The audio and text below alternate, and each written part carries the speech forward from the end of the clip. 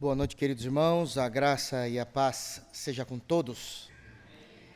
Já peço perdão aos irmãos, que já está virando cotidiano, minha voz tem usado bastante esses dias. Voltei daqueles 3 dias, os irmãos já imaginam, né? Sabe aquela pseudo-ideia das irmãs deixarem de lavar roupa por alguns dias, que depois lava e consegue adiantar, como que fica? É mais ou menos isso. Então agora minha voz está um pouco aí rouca, mas ainda dá para falar. Amém? Quero convidar os irmãos a abrirem a Bíblia no livro de Esdras, capítulo 7. Nós iremos, irmãos, dar continuidade. Hoje será bem específico. Iremos dar continuidade no sermão da semana passada. Não apenas na estrutura literária do texto, onde nós vamos continuar seguindo, como a gente sempre faz, como a Lectio Continuum, mas nós iremos, de fato, fazer a segunda parte do sermão da semana passada, porque nós não conseguimos terminar tudo. Então nós iremos ler os versos 27 e 28, os 2 últimos versículos do capítulo 7 de Esdras. Nós pregamos cerca de 50% do versículo 27. Eu quero terminar os outros 50% hoje, com a graça de Deus. Amém? E o 28 também. O 28 é bem mais simples, bem mais simples. Então, Esdras, capítulo 7, versículo 27 e 28. Amém?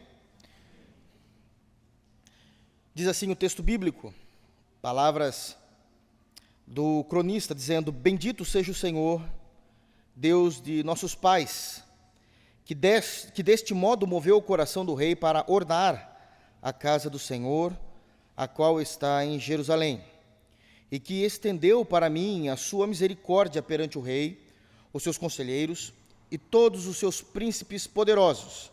Assim me animei, segundo a boa mão do Senhor, meu Deus, sobre mim, e ajuntei de Israel alguns chefes para subirem comigo. Amém? Feche teus olhos, vamos buscar o Senhor em oração. Altíssimo Deus, é no santo nome de Jesus que nós lhe damos honra, glória, louvor, adoração, rendição de toda a nossa vida e de toda a nossa existência. Somos gratos pelo plano perfeito de Cristo em nós, pela obra do Espírito Santo que tem sido construída, realizada em nós diariamente. Obrigado, Pai, pela Tua palavra. É por ela que nós temos sido guiados e orientados. Nos ajuda mais no dia de hoje. Hoje é um assunto delicado, porém que precisa ser exposto à tua igreja, exposto de tal maneira que crentes que amam a verdade possam compreender e viver a partir daquilo que a tua palavra nos ensina. É no santo nome de Jesus que nós oramos. Amém. Queridos, os irmãos bem sabem que nós já estamos na segunda parte da exposição do livro de Esdras. Isso significa que nós temos 2 divisões principais no livro de Esdras. Do capítulo 1 ao capítulo 6 é a primeira parte, onde o foco é a reconstrução do templo. Termina-se essa primeira parte com o templo reconstruído. O templo está funcional, já está funcionando, as escalas dos sacerdotes já estão acontecendo, todas as oferendas realizadas a Deus, todas as ofertas já estão a todo vapor. O culto a Deus acontece. Mas tudo indica que na segunda parte do livro, isso é, iniciando no capítulo 7, onde é apresentado para nós Esdras, Deus, ele de fato não está 100% realizado na maneira como as coisas têm acontecido no templo. Mas especificamente, nesse momento do assunto, do texto em pauta nosso aqui, é que Deus, embora ele perceba e saiba que o templo já está funcional, todas as coisas estão acontecendo, Deus ele está incomodado com a beleza do templo. Não é aquilo que agrada o seu coração, não está no gosto de Deus.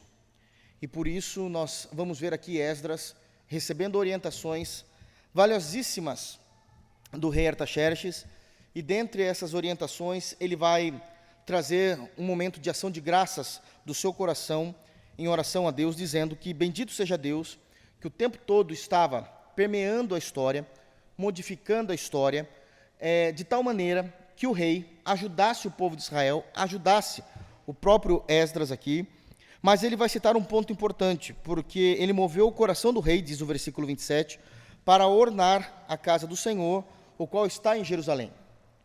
Tudo o que Esdras está falando nessa ação de graças no versículo 27 está envolto de que Deus está aqui preocupado com a beleza do seu templo.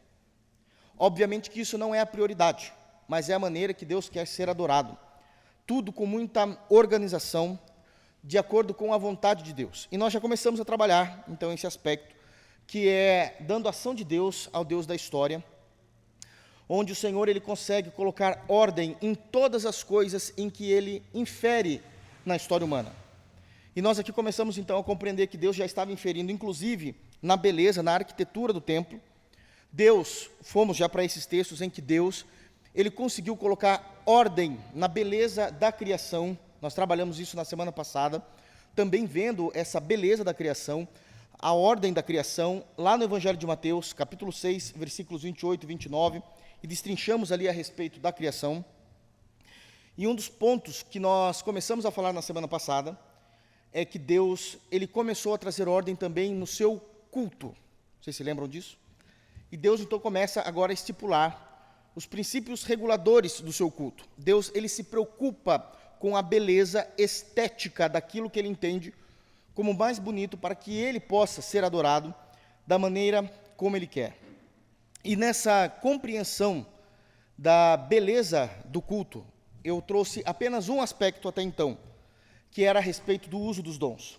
Acho que os irmãos se lembram disso. E nós começamos a trabalhar muito esse contexto do uso de dons dentro da sua casa, na reunião dos santos, naquilo que nós conhecemos como culto ao Senhor. E nós começamos a se basear isso em 1 Coríntios, capítulo 14, para que nós pudéssemos entender como Deus o tempo todo estava, inclusive, lidando com princípios da beleza e da ordem dentro do seu culto. Então eu quero que os irmãos abram, por favor, e vamos passar um tempinho lá, em 1 Coríntios 14, e de início, eu quero ler com os irmãos o versículo de número 40.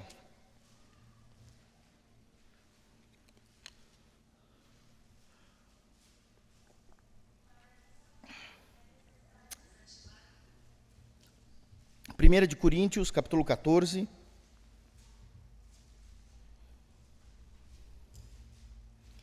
verso 40. Todos acharam? É importante que todos agora mantenham suas Bíblias abertas para que a gente possa entender como é que o Senhor vai fazer isso. Existe uma ordem do apóstolo Paulo, cheio do Espírito Santo, onde ao doutrinar a igreja, ele vai dizer o seguinte no versículo 40: tudo, porém, seja feito com decência e ordem. E aqui nós precisamos então entender a respeito do que é que ele está falando, do culto público, para que o culto aconteça de acordo com a decência e a ordem, dentro do aspecto da vontade e da moral de Deus. Porque se nós deixarmos aberto isso daqui, todo mundo pode fazer o que quer, entendendo que, olha, mas isso aqui não deixa de ser decente. Isso daqui existe uma certa ordem. Então nós precisamos entender do que é que Paulo estava falando dentro desses princípios. O capítulo 14, Paulo, ele vai doutrinar a igreja a respeito daquilo que até hoje tem sido um problema e um assunto muito delicado dentro das igrejas cristãs, das igrejas evangélicas, que é o uso do dom de línguas. E ele vai começar a trabalhar como isso deveria acontecer dentro do culto público. Esse é um tema extremamente delicado. Talvez para nós, talvez para nós, reformados, a gente já tenha uma compreensão mais tranquila, mais transparente a respeito desse assunto, mas é só nós olharmos muitas vezes para o nosso vizinho e nós vamos perceber que não é dessa forma que é entendido a maneira como se crê a respeito do culto público e do uso desses dons. Nós começamos então falando na semana passada para entender o que significa o versículo 14, voltando lá para o versículo 1. E nós falamos aqui algumas informações importantes, apenas seguindo aqui os versos 1 e 2. Paulo começa dizendo: segui o amor e procurai com zelo os dons espirituais, mas principalmente que profetizeis. Pois quem fala em outra língua não fala a homens, senão a Deus, visto que ninguém o entende, e em espírito fala mistérios. E aqui a gente já precisa começar a definir o que é que Paulo está dizendo aqui. Precisamos entender exatamente o que Paulo está dizendo aqui. Para isso, nós precisamos entender e ler o texto de acordo com o que a Bíblia define a respeito de dons e o que a própria Bíblia define a respeito do que significa cada palavra do que está escrito aqui. Quando Paulo fala a respeito dos dons, ele vai dizer que existem, então, dons espirituais no versículo 1, que nós devemos buscar com zelo, mas principalmente o de profetizar. Na semana passada, nós já trabalhamos esse ponto também, apenas relembrando. Profetizar aqui é proclamar. Não se fala mais em questões futurísticas, onde algo está sendo desvendado, novas revelações. Isso já não existe mais e trabalhamos isso no sermão passado. Então eu fico mais tranquilo aqui, porque os irmãos já pegaram essa parte e entendemos o porquê cremos dessa forma. O tempo todo a ideia é de que a profecia era proclamar uma verdade.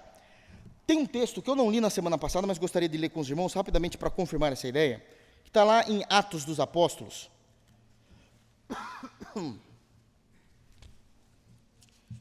Capítulo 13.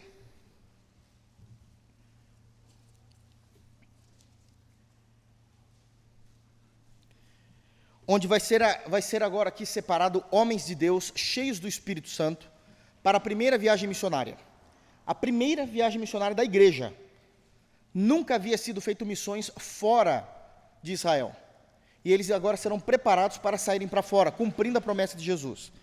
E é dito no capítulo 13 de Atos, versículo 1, dizendo o seguinte: havia na igreja de Antioquia profetas e mestres. E começa o nome dessas pessoas: Barnabé, Simeão, por sobrenome Níger, Lúcio de Cirene, Manaém, Colácio de Herodes e Tetrarca e Saulo.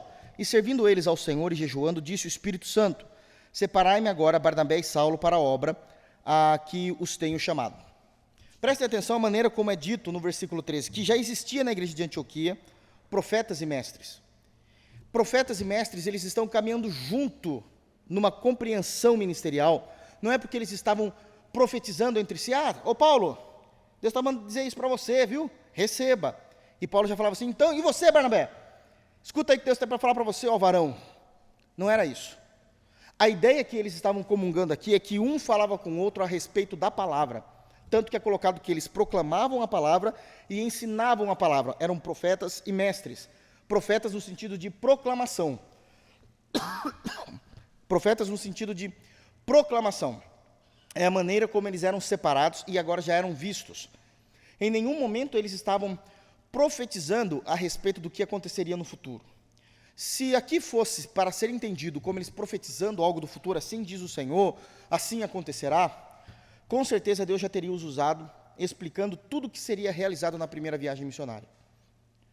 E com certeza, a primeira coisa que Deus teria avisado a Paulo é o seguinte: Paulo, não leva Marcos agora não, porque Marcos vai desistir, no meio da caminhada. É o Marcos que escreveu o Evangelho. Ele é muito jovem ainda, ele não tem maturidade para isso. Ele vai desanimar, quando ele chegar ali, certo ponto da altura da galáxia, ele vai desanimar, então não leve ele agora não. Isso vai ajudar com que o seu ministério seja mais expansivo. Deus não avisou nada disso. Porque a ideia da profecia aqui é que eles proclamavam a verdade entre eles. Eles falavam e se ensinavam, eram profetas e mestres, no sentido de estarem proclamando. Por que aqui o texto não está falando que eles eram pastores e mestres? Porque os pastores ainda não tinham sido levantados. A igreja era muito embrionária. Paulo vai discutir esse assunto somente lá na igreja de Éfeso. Somente na igreja de Éfeso. As coisas ainda estão muito cruas. É por isso que em muitos pontos do livro de Atos, nós não vamos ver essa nomenclatura pastoral no livro de Atos. Nós vamos ver como bispos, que nada mais são do que supervisores da igreja. É somente depois, quando está mais estabelecido a igreja, que eles começarão agora a denominar como pastores aqueles que ficariam full time nas igrejas. Até então, todos os apóstolos estavam basicamente bem, quando eu digo bem, vivos, no sentido de vivos, e conseguiam ainda estar tomando conta das igrejas que ali ainda ficavam concentradas em Jerusalém, porque não havia ainda ministério fora disso. Então agora eles eram considerados, aqueles que não eram apóstolos, Como eles não eram pastores, porque não estavam cuidando dessas igrejas, quem cuidavam das igrejas que existiam até então eram os próprios apóstolos, não existia necessidade de pastores, eles eram os profetas e mestres. Eles proclamavam essa verdade. Entendido isso? Voltando agora para 1 Coríntios 14. Bom, uma vez que a gente entende, então, que o dom de profetizar é proclamem a verdade, preguem o evangelho, falem a verdade, Paulo vai dizer no versículo 2, pois quem fala em outra língua não fala a homens, senão a Deus, visto que ninguém o entende, e em espírito fala em mistérios. E aqui nós temos um outro ponto do que Paulo está começando para desencadear a ordem da beleza do culto. Línguas aqui significa idiomas, e já falamos disso também. Por que a gente sabe que é idiomas, e não uma frase ou uma conjunção de sons desconexos que os crentes ditos pentecostais falam aqueles sons, e por que os reformados ou os tradicionais não falam dessa forma? Porque o texto bíblico, quando lido no original, entendemos que essa língua eram outros idiomas. Não são sons desconexos. Como é que sabemos disso também? Porque já falamos, na semana passada, abrimos em Atos capítulo 2, na descida do Espírito Santo, e quando eles estavam ali, no dia de Pentecostes, é dito que eles, ao receberem o Espírito Santo, cada um começou a falar na sua língua natal, para que aqueles que estivessem de fora, visitando a cidade de Jerusalém, entendessem o evangelho na sua própria língua. É usado o mesmo texto também. Os irmãos acho que se lembram disso, que tratamos na semana passada. Então, não eram sons desconexos, mas cada um começou a falar de tal maneira que os visitantes que tinham subido a Jerusalém conseguiam entender o evangelho na sua própria língua materna. Em Atos capítulo 2, 3 vezes isso é ressaltado. Eles estavam ouvindo em sua língua materna. Eles estavam ouvindo em sua língua materna. Eles estavam ouvindo em sua língua materna. Não estava se falando a respeito de sons desconexos. Então, para a gente entender o que Paulo está falando aqui, precisamos entender o que é o dom de profetizar e o que são essas línguas. É proclamar, e eram idiomas que Deus estava utilizando para falar do evangelho a outras nações, lembrando-se que naquele período não existia escola de idiomas para que o evangelho chegasse de forma clara aos ouvidos de outras nações. Ok, irmãos? Só lembrando aquilo que falamos na semana passada. Vamos agora dar sequência aqui. Agora ele vai começar a trabalhar o contexto da ordem do culto. Verso 3. Mas o que profetiza, fala aos homens, edificando, exortando e consolando. Mais uma vez, ele traz uma realidade aqui. O dom de profetizar não é mais como o dom dos profetas do Antigo Testamento, predizendo o futuro, predizendo juízo. O dom de profetizar era exortar a igreja, edificar a igreja, consolar a igreja. Como é que se exorta, edifica e consola? No uso da palavra de Deus. Aqueles que pregam, aqueles que ensinam, aqueles que estão o tempo todo na frente, eles vão profetizar proclamando a verdade, edificando, exortando e consolando. Agora ele vai começar a entrar na realidade, na prática da igreja. Dito isso, também ele não está falando daquele então dom de profecia que existiu até João Batista, do qual nem isso profetizou aquilo que estava muito próximo, que era Cristo. Ele vai começar agora a desconstruir o erro prático da eclesiologia da igreja de Corinto. Ele vai dizer no verso 4, o que fala em outra língua, a si mesmo se edifica, mas o que profetiza, edifica a igreja. E aqui eu preciso chamar muita atenção dos irmãos. Todo erro, toda interpretação teológica, defendendo que o que Paulo está dizendo em 1 Coríntios, capítulo 14, é a respeito de, como é dada essa nomenclatura em muitas igrejas, línguas estranhas, sons desconexos, que alguns falam que é a língua dos anjos, outro é uma língua que não é de nenhum idioma conhecido, mas é Deus que está dando. Tudo parte do erro de não compreender o que Paulo está falando no início do capítulo. Se nós não entendermos o que está acontecendo no início do capítulo, todo o restante não vai ser entendido. Todo o restante não vai ser entendido. Por que eu estou dizendo isso? Porque no versículo 2, embora eu tenha explicado o que significa línguas, no versículo 1 eu tenho explicado o que significa profecias, tem uma expressão no versículo 2 que não é muito bem entendida por, tranquilamente, seguramente, 90% das igrejas evangélicas. Vamos falar de Brasil. 90%. É exatamente a expressão senão a Deus. Pois quem fala em outra língua não fala a homens, senão a Deus. E a defesa costumeira, embora eu os respeito, mas eles estão 100% errados. E eu sei que existem pastores reformados que, talvez para não sujar a índole na internet, tentam ser flexíveis. Eu quero dizer o seguinte: línguas estranhas não existem. Eu estou afirmando isso. A Bíblia nos dá segurança para crer nisso. Não existem esses sons desconexos. E eu vou provar para os irmãos, permitindo Deus e o tempo, que o dom de línguas utilizado no primeiro século teve o seu encerramento na igreja no ano de 70 depois de Cristo. Irmãos, eu não comi merenda na faculdade. Eu sei do que eu estou falando. Esse dom se encerrou no ano 70 depois de Cristo. Nós vamos entender, não porque eu descobri algo, não é isso não. O texto está falando isso. O texto fala isso. Paulo está falando isso. Seguramente aqui ele vai falar. Então ele vai começar construindo dizendo o seguinte: não existe mais. Mas por que é que se não existe? Quando um crente fala em outras línguas, muitas vezes na compreensão de sons desconexos e não de idioma, ele fala a Deus. Irmãos, pelo óbvio, tentem se colocar agora na posição de primeiro século. Esqueça a compreensão que você tem de século XXI, de história, de tudo que aconteceu, as revoluções, as guerras, daí é fácil. Você está no século I. Nós estamos numa reunião como essa. Ninguém fala outro idioma a não ser grego, digamos assim. Ninguém fala. Vamos usar o português mesmo, que fica mais fácil, em vez de ficar trazendo situações de lá. Então, ninguém fala outro idioma a não ser o português, e não tem conhecimento algum de nenhum outro idioma. Não é, eu falo mais ou menos, meu listening e tal. Não, esquece, não existe isso. Não conhece absolutamente nada. Não tem ideia. Somente uma pessoa consegue falar num outro idioma. E ele começa a usar desse idioma para falar do evangelho do reino. Ninguém vai entender nada. É isso que Paulo está dizendo. Paulo está contrariando.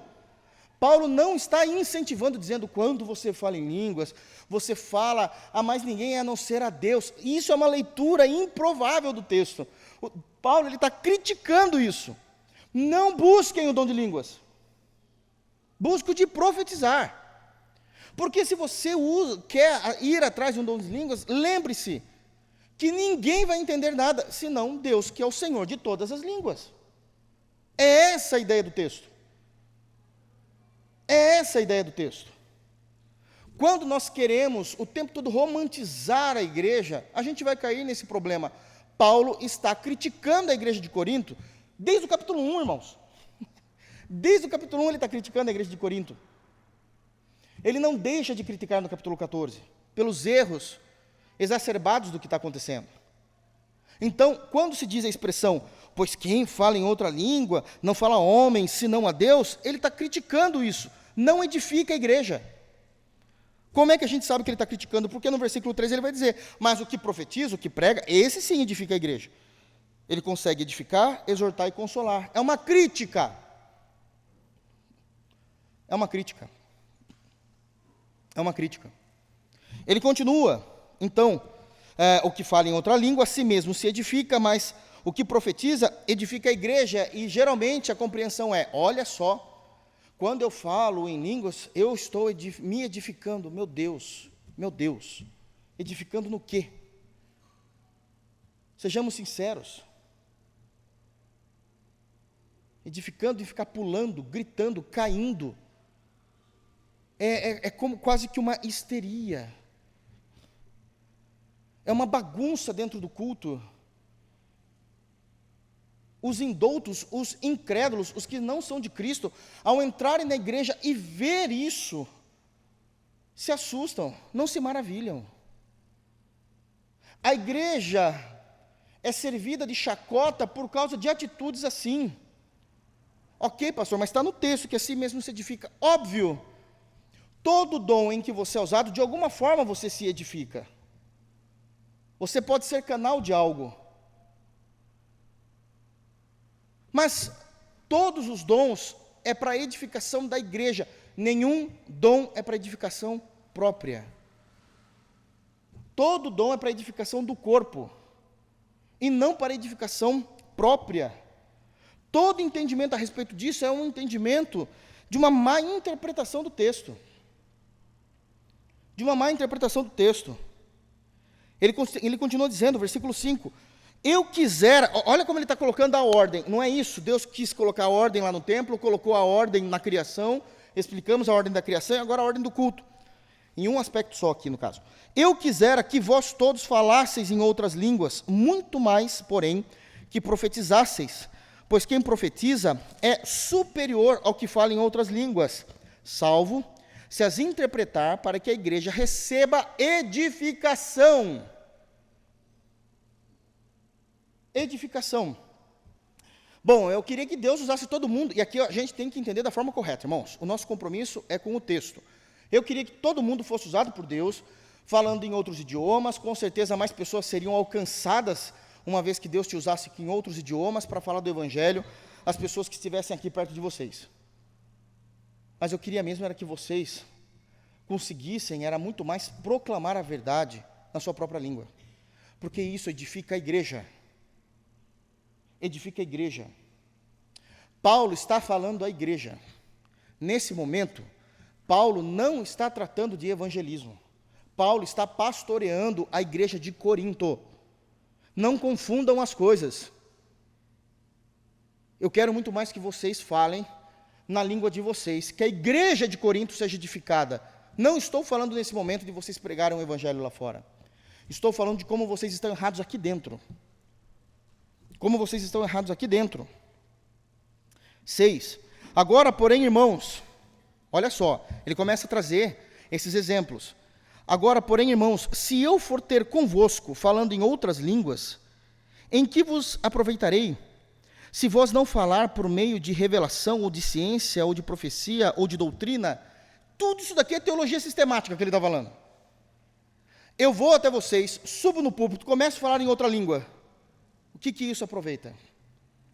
Não se esqueçam que há 50 anos atrás, a Igreja Católica, todos os padres precisavam rezar a missa em latim. O que é que os católicos aprendiam? Porque é um outro idioma.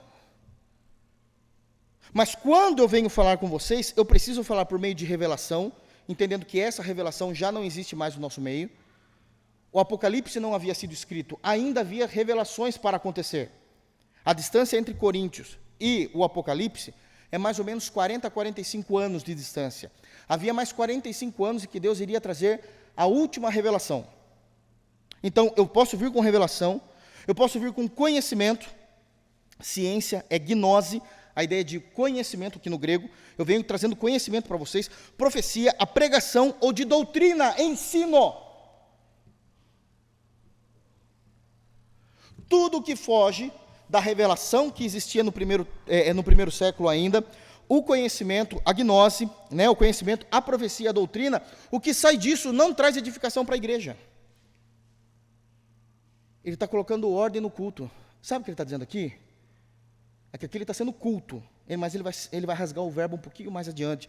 Ele vai dizer o seguinte: parem de falar em língua nas igrejas. Ele vai falar isso.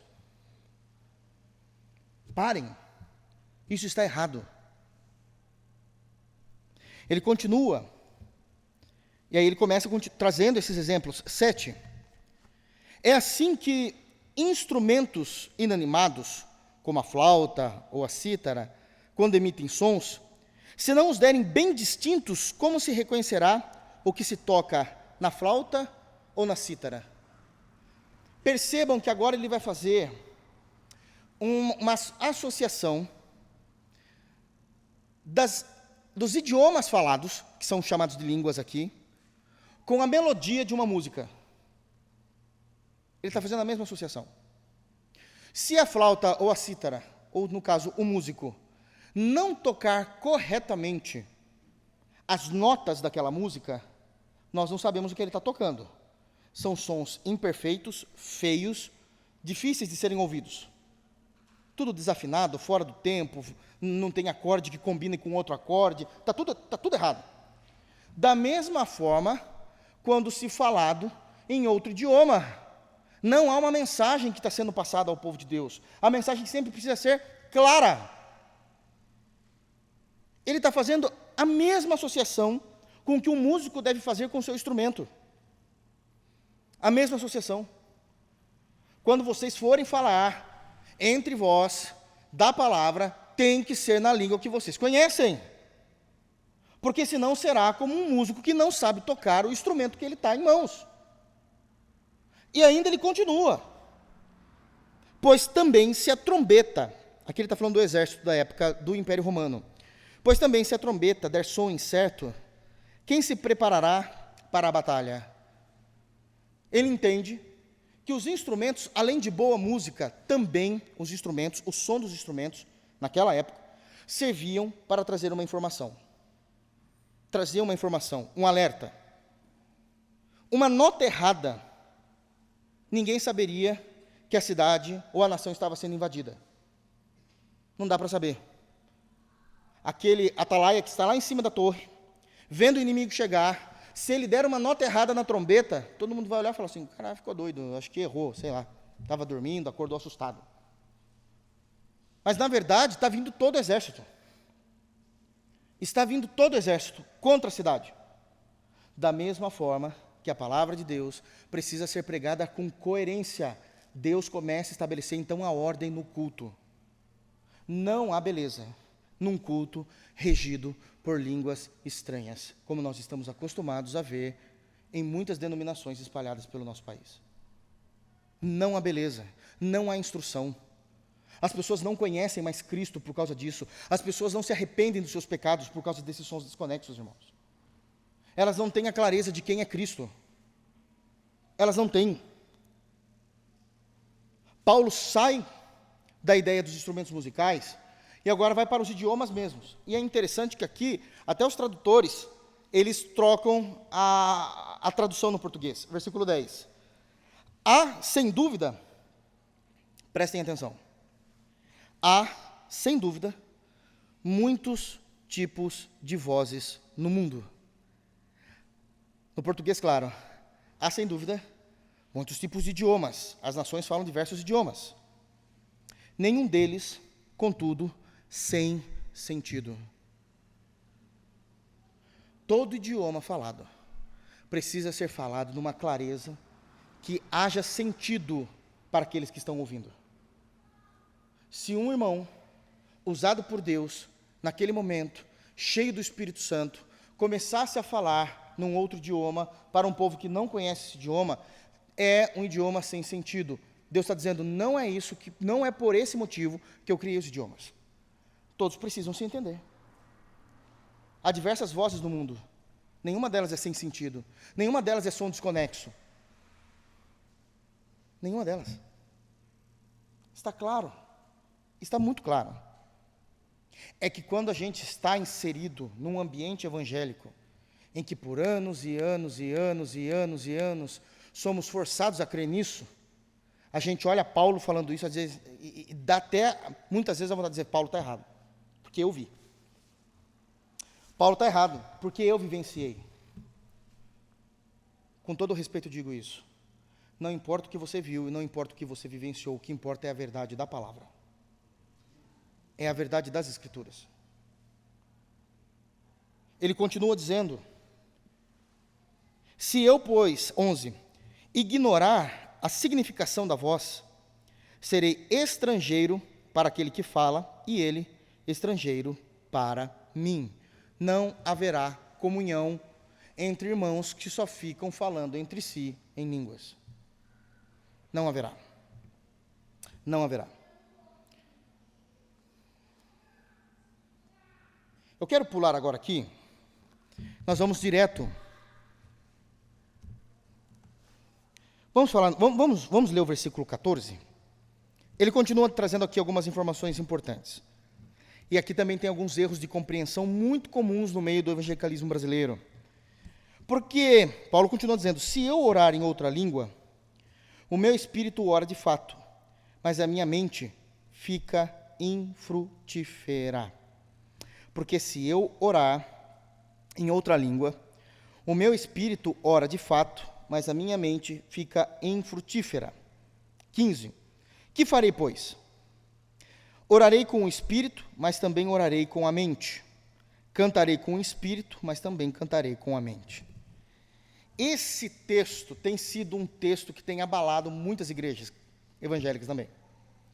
Porque uma imensidão de pastores, de líderes evangélicos, defendem que o termo orar com o Espírito, cantar com o Espírito, significa orar em outras línguas, em línguas estranhas, sons desconexos, ou cantar aquilo que é chamado, dentro de um grupo específico de evangélicos, de cânticos espirituais, onde eles cantam através de línguas estranhas.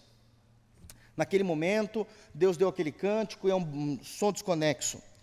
É interessante que Deus diz em Salmos diz isso, o cântico de Deus, que no meio dos louvores Deus habita.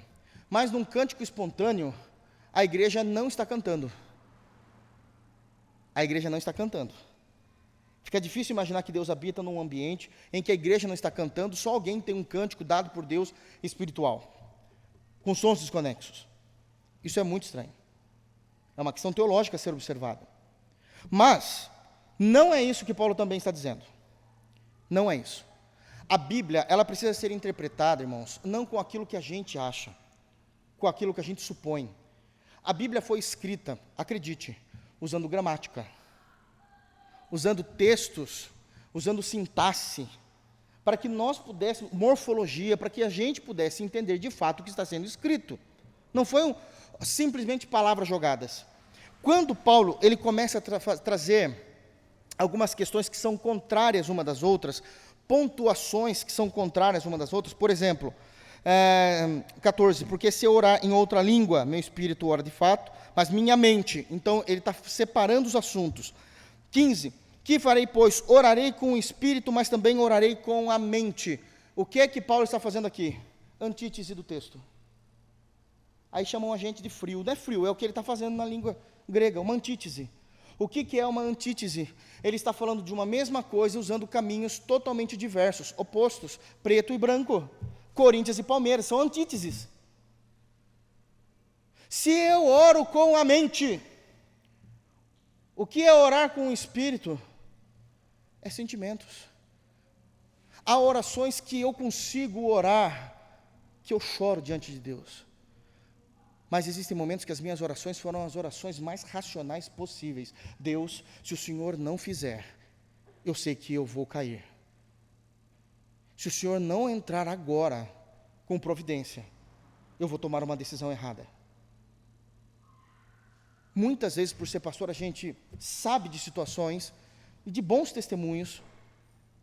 Uma vez eu ouvi um irmão dizendo: pastor, e Deus foi muito glorioso, porque eu fiz uma das orações mais sérias da minha vida. Eu falei: Deus, se o Senhor não tomar o meu coração agora, eu vou ligar para aquela mulher e eu vou adulterar no meu casamento. E Deus tomou o coração dele. Foi uma oração seríssima. Mas também já ouvi orações de irmãos dizendo que entraram no quarto e só sairiam do quarto quando eles estivessem em lágrimas por causa de algum pecado cometido. E assim Deus também trabalhou no coração deles. Em nenhum momento está dizendo aqui que orar no Espírito é orar em línguas. Não existe isso. Isso é querer cruzar informações do texto que o texto não está cruzando. Não está cruzando. Não está. Isso é extremamente importante para a gente entender isso. Que farei, pois, orarei com o Espírito, porque ele está tratando de dons espirituais. Eu sei que há orações que são mais reflexivas, são orações que derramamos lágrimas, mas há orações seríssimas que nós precisamos fazer muitas das vezes. Ele está colocando em pauta esses assuntos. 16, preste bem atenção. E se tu bem disseres, apenas em espírito, como dirá o indouto amém, depois da tua ação de graças? Que ideia é essa? Tem questões que são tão íntimas nossas, que nós começamos a trabalhar com esses pontos, em que não há a mínima confiabilidade em se falar amém. A gente começa a perceber que não é uma oração comunitária, é individual. É individual o que o texto está dizendo. É individual. Visto que não entendes o que dizes, porque tu, de fato, dá bem as graças, mas o outro não é edificado. Aí vem um outro ponto importantíssimo, versículo 18. Mas Paulo falava em línguas estranhas o tempo todo. Está lá em 1 Coríntios 14, 18. Vamos ler? Dou graças a Deus porque falo em outras línguas mais do que todos vós. E aí se volta novamente a ideia de que Paulo fala em línguas estranhas, sons desconexos, mais do que todos os crentes. Bom, ele vai negar isso aqui. Ele vai negar aqui já em sequência isso. Então como é que a gente entende isso? Esse mais, essa grande palavra mais aqui, né, é que confunde os pontos textuais do texto e teológicos do texto. Primeiro, quando Paulo fala que ele fala em línguas mais do que todos vós, ele não está se referindo à quantidade de vezes que ele fala, mas qualitativamente os idiomas em que Deus o usou. Irmãos, percebam, Paulo, ele foi chamado à graça, ficou afastado, ficou mais ou menos 17 anos até ser levantado como apóstolo. Ele sai pregar aos gentios. Ele vai pregar, é que agora, eu não sei se os irmãos vão se lembrar, qual é as viagens missionárias que ele fez no mapa, mas ele foi para todas as nações possíveis daquele período. Ele falou aos Gálatas, ele falou aos Efésios, ele falou aos Coríntios, ele falou aos de Tessalônica, ele falou a bárbaros e ele falou a citas. Ou seja, ele falou a pessoas ignorantes que falavam somente o idioma daquela tribo específico, como também falou a pessoas que conheciam outros tipos de idiomas. Nunca caiu no pensamento de vocês como é que Paulo conseguiu fazer 3 viagens missionárias em tantas nações diferentes, sem ter cursado um único curso de idioma? Porque Deus o usava poderosamente com esses idiomas para que ele pudesse falar de Cristo a todas essas pessoas. A todas essas pessoas. É por isso que ele fala, eu dou graças a Deus porque eu falo mais do que vocês, mais idiomas, eu preciso pregar a todos os lugares que eu vou. Não está falando de quantidade, mas de todos os lugares que ele visitou, Listra, Derbe, todos os lugares, em Filipo, ele conseguiu falar. Ele pregava aos gentios. O que é gentios? Outras gentes, que não são judeus, de outra fala, de outra língua. Deus tinha que usar idiomas, senão ele não conseguiria pregar o evangelho.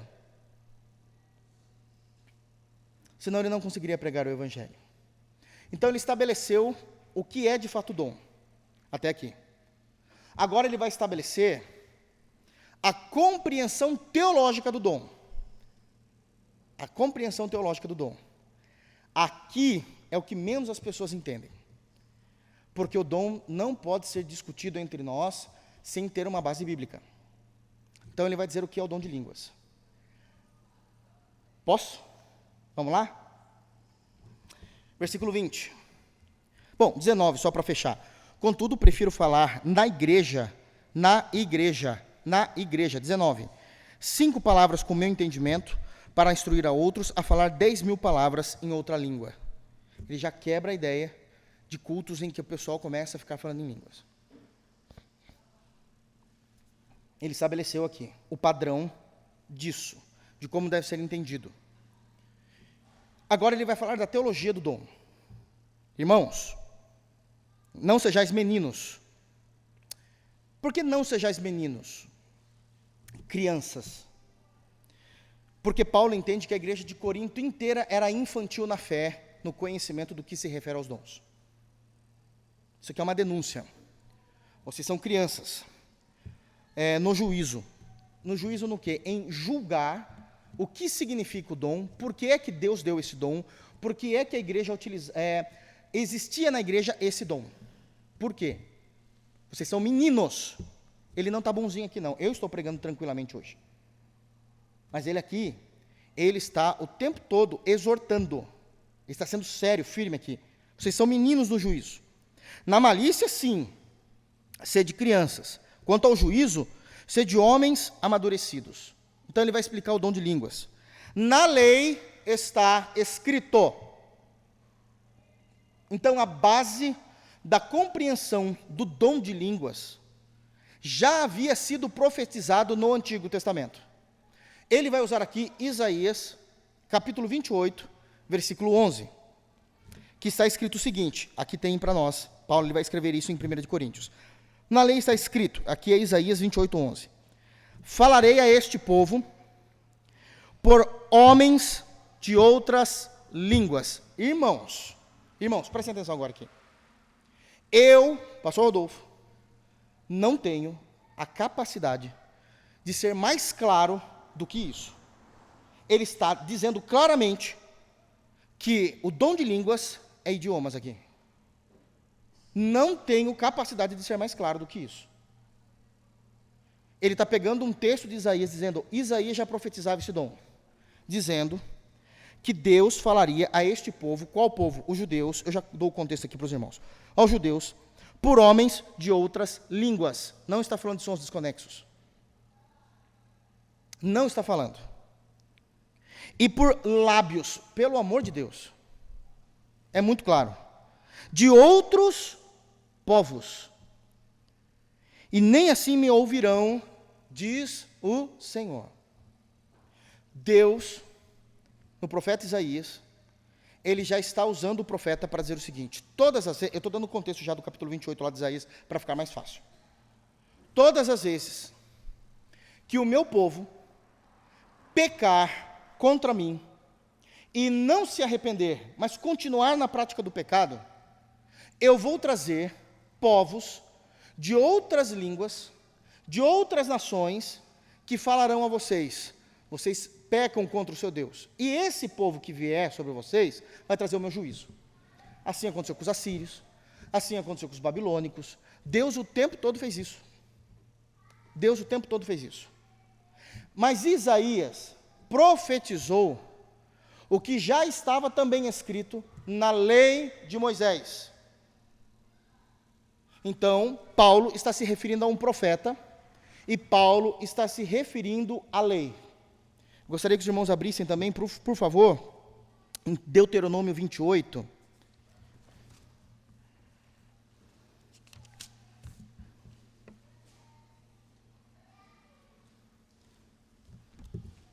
E a gente já volta para 1 de Coríntios.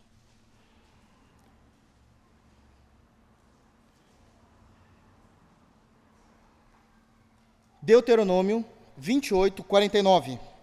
Também está falando da mesma coisa. É que aqui eu vou precisar explicar um contexto teológico que, se a igreja não conhecer isso, não vai entender o restante do que Paulo vai falar em 1 Coríntios 14. Então vamos lá. Deuteronômio 28, 49 diz assim: O Senhor, Jeová, levantará contra ti uma nação, não é anjo falando, não é língua dos anjos, uma nação, de longe, isso é, uma nação de longe significa que é um outro idioma, uma nação de longe, da extremidade da terra virá, como o voo impetuoso da águia, ou seja, eles virão sobre Israel de uma forma de como que um voo rasante de uma águia, rápida ao meu mandar, à minha ordem. Nação cuja língua não entenderás, porque eles estão falando outro idioma. Nação feroz de rosto, que não respeitará ao velho, nem se apiedará do moço. Porque Deus está dizendo que trataria Israel, o seu povo, com povos de outros idiomas, com juízo da parte dele, todas as vezes que Israel desobedecesse. Estabelecemos a teologia. Está no texto de 1 Coríntios 14. A partir do versículo de número 21. Na lei está escrito, falarei, voltando para 1 de Coríntios, a este povo, por homens de outras línguas e por lábios de outros povos, e nem assim me ouvirão, diz o Senhor. Porque eles sofreriam o juízo de Deus. E sofreram. Sofreram com a Síria e sofreram com a Babilônia. A Síria, em 722, já pregamos isso aqui, antes de Cristo, no profeta Oséias, e Babilônia, já temos visto isso com Esdras. Já falamos isso também, já falamos com Abacuque. Quando pregamos em Abacuque, está claro no texto. Então Deus está dizendo que, de fato, esse dom de línguas eram idiomas de outras nações, nações distantes, que serviria para trazer juízo sobre Israel. Porque que Corinto, que não tem nada a ver com Israel, está dizendo que fala em línguas. Porque ele está corrigindo a compreensão de como eles entendiam teologicamente esse dom.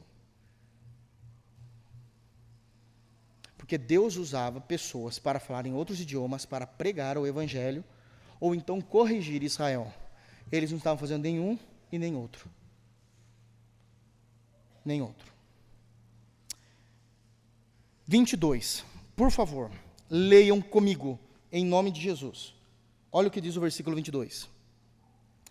De sorte, ou seja, desta maneira, entendido o que diz tanto Isaías como Deuteronômio, que as línguas constituem um sinal não para os crentes, mas para os incrédulos. Mas a profecia, a pregação, não é para os incrédulos, e sim para os que creem.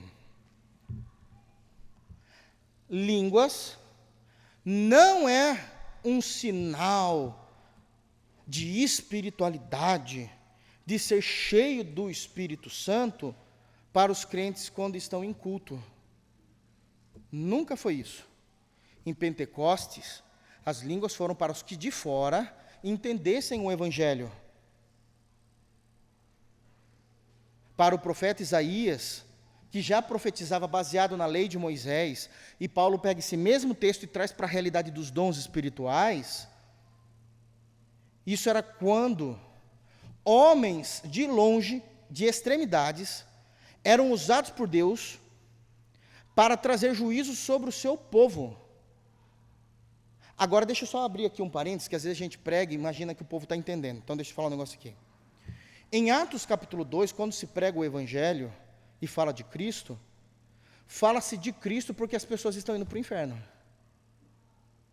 O que eles pregavam em Atos 2 não é, venha e Jesus te ama, Ele vai te dar uma casa nova, um emprego novo, vai abrir uma porta de emprego para você. Não.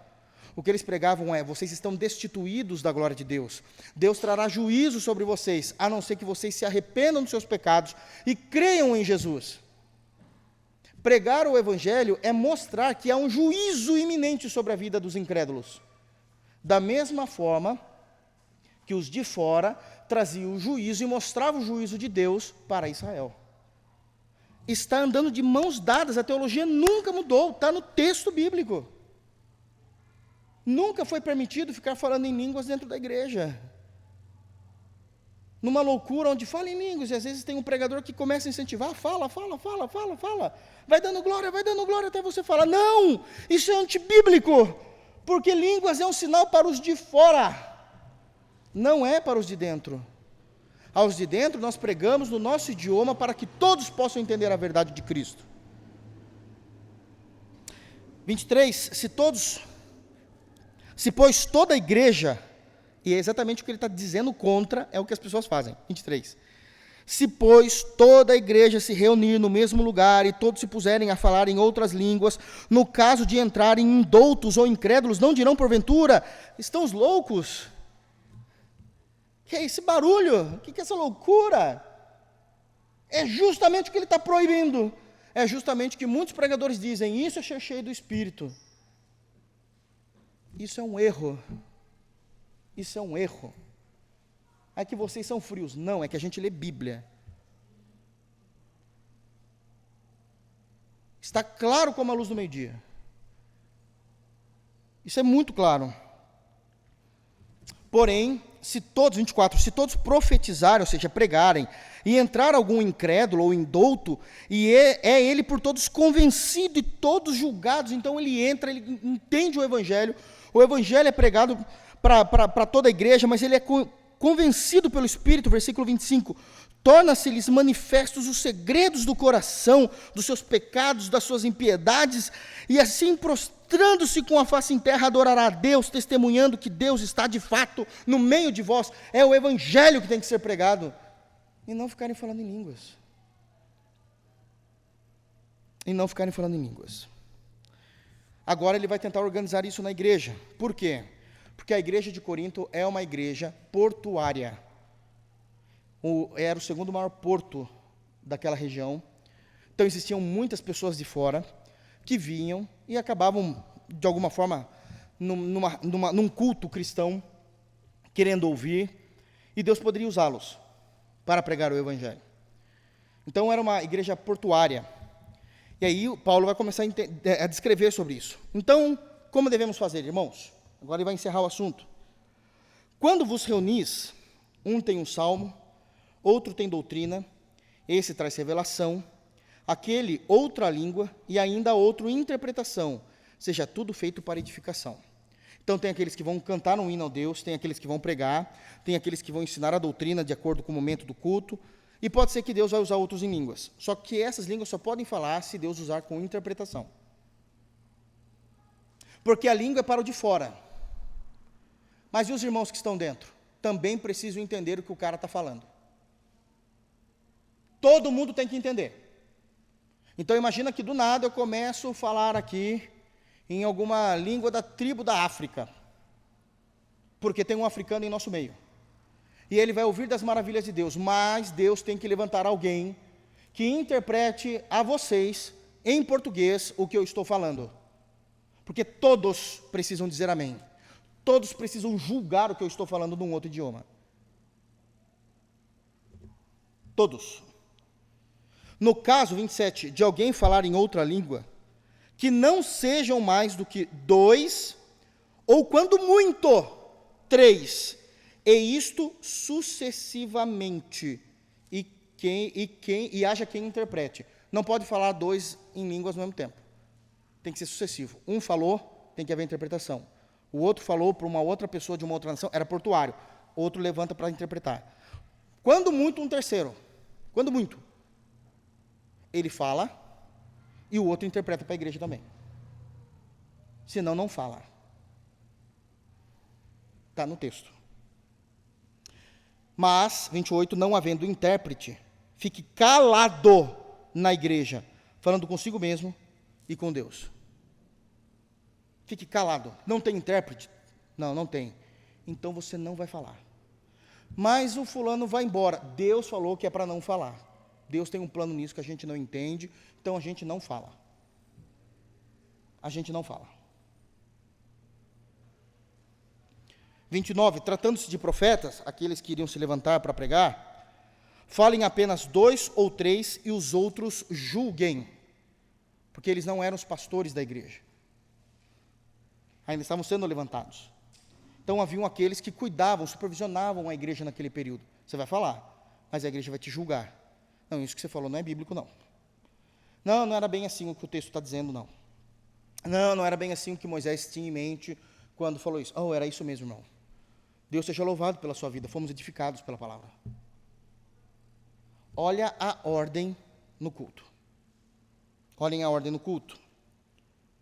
Se, porém, vier revelação ao outrem, que esteja assentado e cale-se o primeiro. É a ideia de se profetizar aqui também, continuar pregando uma verdade. Olha, Deus está me impulsionando a pregar uma verdade aqui. Não são verdades revelatórias, porque isso era somente de uso exclusivo dos apóstolos, de acordo com Mateus capítulo 10. Mas eu vou falar algo de Deus agora para vocês. Aí o pastor Maurício levanta a mão, que não era pastor naquela época também, e dizia assim, mas eu também tenho algo. Bom, primeiro você fica quieto, eu vou falar. A igreja vai me julgar. Era isso que eu tinha, irmãos. A igreja julgava. O culto era mais difícil antes, né? Agora eu me sento, o pastor Maurício se levanta, ele fala na língua natal e a igreja julga. Agora você senta. Cuidado de Deus com a ordem do culto. Não é uma bagunça generalizada, como muitas vezes vemos por aí. Não é. Não é. 32. Isso aqui é maravilhoso. Graças a Deus por essa palavra. Verso 32. os espíritos dos profetas, percebam que não é o Espírito de Deus. Não é a letra maiúscula, está falando do nosso espírito. Dos profetas estão sujeitos aos próprios profetas. Ah, mas eu tenho que falar, eu não vou aguentar. A gente sabe como que é, né? Eu preciso, é agora. Não, isso é mentira. Então você está sendo dominado pelo diabo. Porque nunca um homem de Deus vai perder o senso do que ele está fazendo, a consciência do que ele está fazendo. Eu preciso ficar calado agora. A Bíblia manda, eu fico calado. Não tem essa que eu preciso falar, senão eu vou morrer. Não, eu fico calado. O espírito dos profetas está submisso à vontade do profeta, daquele que vai falar. 33, porque Deus não é Deus de confusão, e sim de paz, como em todas as igrejas dos santos. Deus não gosta de um culto confuso. Deus não é um Deus que traz confusão. Ele é claro em exortar, edificar e consolar a igreja. Mas eu disse aqui no início, eu não esqueço, que eu iria mostrar para os irmãos o porquê que nós entendemos que se cessou o dom de línguas. Queridos, primeiro eu preciso entender, eu preciso falar aos irmãos. Eu já falei isso algumas vezes, mas agora eu serei um pouquinho mais enfático. Por que é que no Apocalipse existe o termo, e realmente existirá esse evento, chamado juízo final? Porque ele é o último que Deus trará sobre a raça humana antes do juízo, do julgamento da eternidade, seja para o céu ou para o inferno. No bom sentido aqui, falando de forma bem rápida. Porque Deus se manifestou, talvez isso para alguns seja algo muito novo, mas um dia, ainda no Evangelho de Mateus, nós vamos pregar sobre isso. Talvez eu consiga entrar, talvez não, eu consigo entrar nisso só no capítulo 16 de Mateus, já está tudo programadinho aqui. Então vamos lá. Existiram vários juízos de Jesus, a segunda pessoa da Trindade, no Antigo Testamento. Jesus se apresentou várias vezes no Antigo Testamento. É dito no Evangelho de João, que no capítulo 1, que Deus, Pai, nunca foi visto por ninguém, mas o seu Filho o revelou. Então nós já temos uma base teológica para entender que todas as vezes que homens do Antigo Testamento viram Deus, eles estavam vendo Cristo. Ok? Eles estavam vendo Cristo. Isso é falado lá no Evangelho de João. Deus Pai nunca foi visto. Então o que é que Moisés estava vendo no Sinai? Era o Filho. O que é que Abraão viu quando Deus andou com ele mais 2 anjos? Era o Filho. Era o Filho. Um outro ponto que precisamos entender é a expressão no Antigo Testamento de anjo. Isso é uma teologia que precisa ser entendida também. Anjo é usado em 3 situações no Antigo Testamento. A primeira delas, para falar de fato das criaturas celestiais. Arcanjo, não é arcanjos, a Bíblia fala de um arcanjo. Então, arcanjo, querubins, serafins, são anjos. O que são anjos? A tradução da palavra, mensageiros. Então, como eles trazem uma mensagem, um serviço da parte de Deus, essas criaturas celestes são chamadas de anjos. Mas não somente isso. Homens, no Antigo Testamento, homens, humanos, foram chamados de anjos no Antigo Testamento. Se nós lermos o profeta Malaquias, no capítulo 4, é dito que um dia iria raiar o sol da justiça, se falando de Cristo, mas que antes ele enviaria o seu anjo, João Batista. João Batista é profetizado no profeta Malaquias com a mesma nomenclatura utilizada para os seres espirituais, anjo. Estou dando base bíblica aqui. Mas também, a terminologia, a expressão anjo, principalmente a terminologia anjo do Senhor, ela foi usada para o Filho no Antigo Testamento. São aparições de Cristo, ainda não encarnado no Antigo Testamento. Aqui é culto de doutrina, eu preciso falar isso para vocês. Muitas das vezes, ele se manifestou. Ele recebeu adoração. Ele recebeu honra. ele foi obedecido, ele dava ordens. Então nós vamos ver o tempo todo a manifestação da pessoa do Filho no Antigo Testamento. O Filho era a sarça ardente. Era ele que Moisés viu. O guerreiro dos exércitos de Jeová, em Josué capítulo 5, era Jesus, vestido e travestido na forma de um soldado de guerra. Era Jesus.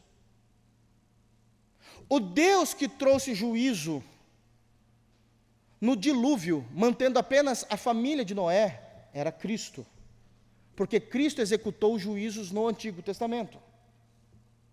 Cristo executou os juízos. Um dia a gente pode pregar sobre isso. Vai ser uma série de mensagens. Os juízos de Cristo no Antigo Testamento. Quem executou o juízo na Torre de Babel foi o Cristo bendito de Deus. Foi ele que andou com Abraão e trouxe juízo sobre as duas cidades perversas. Foi Cristo que trouxe isso. O tempo todo, quem anunciou a Manoá, pai de Sansão, quem seria Sansão, foi Cristo. A ponto de Manoá perguntar em Juízes, capítulo 13, qual é o teu nome, para que eu te adore? Ele diz, por que perguntas o meu nome, visto que meu nome é maravilhoso? Isaías 6. Então, são essas manifestações de juízo do Cristo no Antigo Testamento. Quando Israel foi liberta, prestem bastante atenção, irmãos, porque isso é teologia mesmo. Eu estou tentando deixar o mais simples possível aqui. Quando Israel foi liberto por Deus do Egito, Israel tinha ficado 430 anos como escravos no Egito. Os irmãos sabem bem disso. Vocês se lembram do nome dado ao ato da saída de Israel da escravidão? Êxodo, que é o nome que se dá ao livro, do segundo livro da Bíblia. Êxodo é saída no hebraico. Eles saem de Israel, prestem atenção. Quando eles saem, no capítulo 19 de Êxodo, Deus fala para Moisés organizar que daqui 5 dias ele iria falar com o povo as suas leis. Isso no capítulo 19. No capítulo 20, pulou-se esses 5 dias. Todo o povo estava no Sinai, Moisés subiu lá para receber de Deus, e Moisés viu o dedo de Deus, é o dedo de Cristo, escrevendo nas tábuas, em 2 tábuas de pedra. A primeira contendo 4 mandamentos, a segunda 6 mandamentos. A primeira, os mandamentos que têm a ver a servidão a Deus, e a segunda, os 6 com relacionamento com o próprio homem. No capítulo 21, Deus começa a trazer grupos de Êxodo 21, prestem muita atenção. No capítulo 21, Deus começa a trazer grupos de leis baseadas nos 10 mandamentos. Essa é a carta magna, os 10 mandamentos.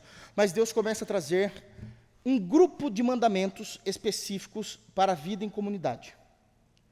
O primeiro grupo de mandamentos, a gente leu Êxodo 21 esses tempos atrás, acho que há 15 dias atrás, aqui no culto de doutrina. Deus estava trabalhando o conceito da escravidão, vocês se lembram disso? Por que é que o primeiro grupo de leis que nós temos pós saída do povo de Deus do Egito se trata da escravidão? Porque Deus, naquele grupo de leis, vai proibir, prestem atenção, isso é muito importante, Deus vai proibir que o seu povo, Israel, se torne um Egito na vida de alguém. Vocês estão me ouvindo isso? Deus proibiu. Vocês não vão manter cativeiro. Se alguém tiver que trabalhar para vocês, vai ter que ser dessa forma. 6 anos no máximo. No 7º ano vai ser liberto. Se algum pai vender a filha para escravos. Vocês se lembram de tudo isso que nós falamos? Ele estabelece isso. Porque vocês não serão Egito na vida de ninguém. Vocês saíram, foram libertos da escravidão do Egito e nunca se tornarão isso para ninguém. Êxodo 22. Se vocês se tornarem Agora eu estou generalizando aqui o capítulo inteiro de 22. Se vocês se tornarem, eu mato vocês. Estou dando base bíblica. Não se tornem. Se vocês se tornarem, eu mato vocês. Diz o texto bíblico que isso era uma doutrina perpétua de Deus. Passam-se os anos, vem todo o período mosaico, período de Josué, período dos reis, período dos profetas, profetas menores, termina-se Malaquias, 400 anos de silêncio, nasce Jesus, Jesus é batizado aos 30 anos. Deus promete um novo êxodo. Deus promete, nós vamos chegar lá no capítulo 16 de Mateus, um novo êxodo. Então aqui vai ficar mais fácil para quem entender quando eu for pregar no domingo isso, quando chegar em Mateus 16. O que é esse novo êxodo? Que os crentes da nova aliança, cristãos, seriam libertos da mão de Israel. Israel, em Mateus, se tornou para os cristãos o que o Egito foi para Israel. Toda a perseguição da igreja no primeiro século, foi ocasionado pelos judeus. Eles queriam o sofrimento dos cristãos, eles queriam a opressão dos cristãos, eles caíram no erro de quebrar as leis de Êxodo 21 e Deus vai aplicar Êxodo 22. Êxodo 22. Porque Israel se tornou para nós cristãos, os cristãos do primeiro século, o que o Egito foi para eles. Eles desobedeceram Deus. Se você pegar o livro de Atos dos Apóstolos, todas as perseguições vinham dos judeus. Aonde eles estavam, até a igreja gentílica, judeus. Qual era o problema de Paulo com a igreja da Galácia gentílica? Os judaizantes. Qual o problema da igreja de Jerusalém em crer em Cristo? Os judeus. Sempre foram os judeus. Eles se tornaram opressivos. Eles quebraram a lei. Deus não volta atrás com a sua palavra.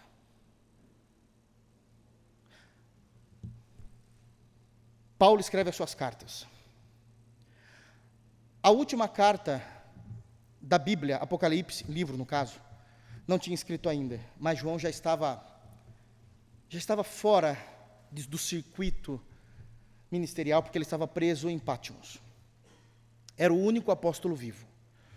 Todos os apóstolos, escutem o que eu estou falando, todos, basicamente todos, não se há muita lembrança ou muito histórico disso se algum ainda estava vivo, tá?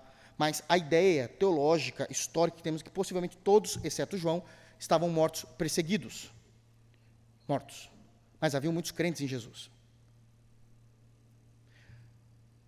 Mateus, possivelmente foi escrito 50 depois de Cristo. Alguns dizem 45 depois de Cristo. Alguns anos depois da morte de Cristo, aos 33 anos, fazendo uma matemática muito simples aqui, morreu no ano 33, por exemplo. No ano 70, Deus vai cumprir Êxodo 22. No ano 70, eles estavam tranquilos. Toda Roma e todos os judeus, não estou falando de cristãos, esses eram perseguidos. Por que eles estavam tranquilos? Porque Roma já dominava tudo. O Império Romano dominava tudo. E eles viviam um momento histórico, está na história, chamada Pax Romana. Roma em paz, não tem como ter mais guerra, a gente já manda em tudo.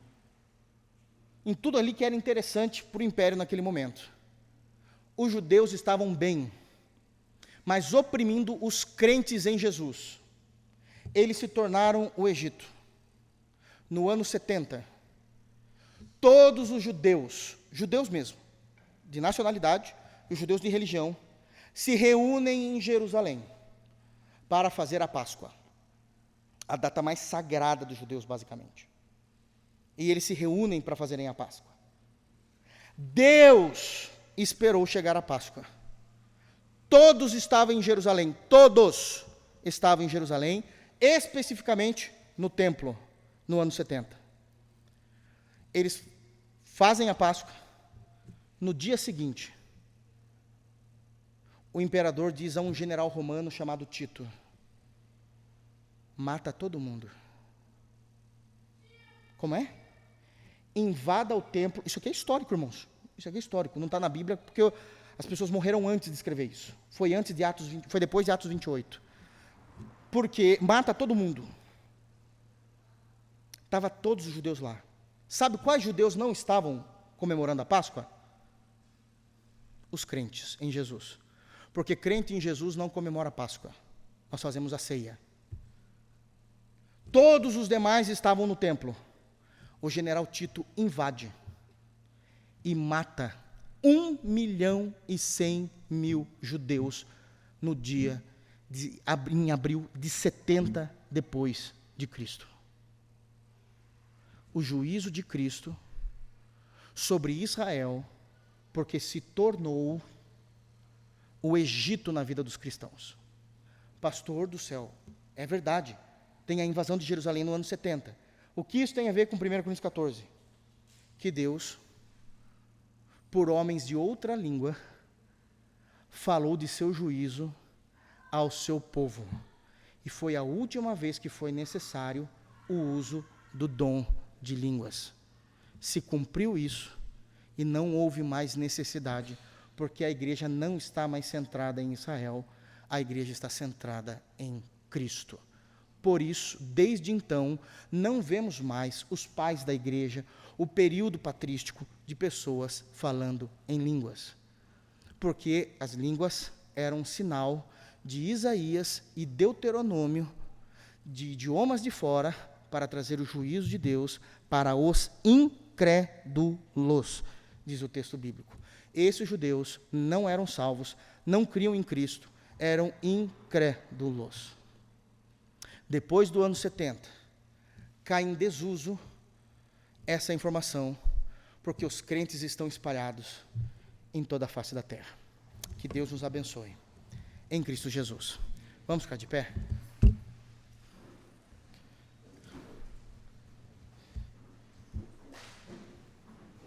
Voltem terça-feira, em nome de Jesus, irmãos. Feche teus olhos, vamos orar ao Senhor.